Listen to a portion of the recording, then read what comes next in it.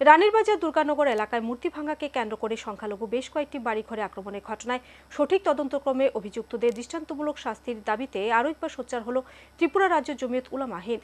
সংগঠনের সভাপতির নেতৃত্বে এক প্রতিনিধি দল দুটি ঘটনার সঠিক তদন্ত সহ বেশ কয়েকটি দাবি নিয়ে দ্বারস্থ হলেন পশ্চিম জেলা পুলিশ সুপারের। পুলিশ সুপার দাবিগুলি খতিয়ে দেখে আইন অনুযায়ী প্রয়োজনীয় ব্যবস্থা গ্রহণের আশ্বাস দিলেন প্রতিনিধি দলের সদস্যদের। রানীর বাজারের অন্তর্গত দুর্গানগরে সংঘটিত দুটি ঘটনা তদন্তক্রমে দুষ্কৃতিকারীদের দৃষ্টান্তমূলক শাস্তি দেওয়ার দাবিতে ফের আরও একবার সোচ্চার হল ত্রিপুরা রাজ্য জমিয়ত উলামা হিন্দ। পশ্চিম জেলা জেলা শাসকের নিকট প্রতিনিধিমূলক ডেপুটেশনের পর এবার ঘটনার সঠিক তদন্তক্রমে অভিযুক্তদের শাস্তির দাবিতে জেলা পুলিশ সুপারের নিকট দেওয়া হল ডেপুটেশন।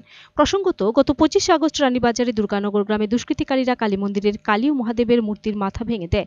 আর এই ঘটনায় তীব্র ক্ষোভ দেখা দেয় একাংশ সনাতন হিন্দু ধর্মাবলম্বীদের মধ্যে।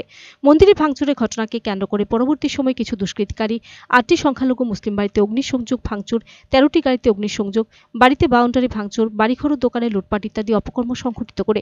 যেখানে সারা ত্রিপুরা মানুষ এবং সরকারও বন্যা পরিস্থিতি নিয়ে অতি ব্যস্ত, সেখানে এই ধরনের ঘটনা মানবতা বিরোধী এবং রাজ্যের শান্তি ও সম্প্রীতি ধ্বংসে সহায়ক। তাই রাজ্যে শান্তি সম্প্রীতি বজায় রাখতে এবং কালী মন্দিরে মূর্তি ভাঙচুর ও সংখ্যালঘু সম্প্রদায়ের বেশ কয়েকটি পরিবারের আক্রমণের ঘটনায় যারা জড়িত তাদেরকে তদন্তক্রমে খুঁজে বের করে প্রয়োজনীয় আইনি ব্যবস্থা গ্রহণের দাবিতে আরও একবার সরব হল ত্রিপুরা রাজ্য জমিয়ত উলামা হিন্দ। সম্প্রতি জেলা শাসকের কাছেও এ বিষয়ে ডেপুটেশন দেয় সংগঠন, কিন্তু তার কোনো সুফল না পাওয়ায় এবার সংগঠনের কেন্দ্রীয় নেতৃত্ব দ্বারস্থ হল পশ্চিম ত্রিপুরা জেলা পুলিশ সুপারের। শনিবার জমিয়ত উলামা হিন্দের সভাপতি আব্দুল তৈমুর রহমানের নেতৃত্বে এক প্রতিনিধি দল জেলা পুলিশের শীর্ষ আধিকারিকের সাথে মিলিত হয়ে তাদের দাবি সনদ স্মারকলিপি তুলে দেন। সংগঠনের দাবি, দুর্গানগরে সংঘটিত দুটি ঘটনার সাথে যুক্ত দুষ্কৃতিকারীকে চিহ্নিত করে দৃষ্টান্তমূলক শাস্তি দেওয়ার ব্যবস্থা করে রাজ্যের শান্তি সম্প্রীতি বজায় রাখার। ডিজিপির কাছে ডিজিপি করছেন, নমিনেট করছেন এসপিকে, বলছেন আপনাদের কি আছে সব বলেন। তো আমরা বলছি যা কিছু হয়েছে, যারা মন্দির তুলছে তাদেরও শাস্তি হওয়া দরকার, যারা গড় তুলছে জ্বালাইছে তাদেরও শাস্তি হওয়া দরকার, এবং যাদের ক্ষতিগ্রস্তদের উপযুক্ত ক্ষতিপূরণ দেওয়া দরকার। 2 নম্বরে, এত বড় মামলার মধ্যে বেল কীভাবে পাইল? বেল তো হওয়ার কথা নয়, বেল কীভাবে পাইল?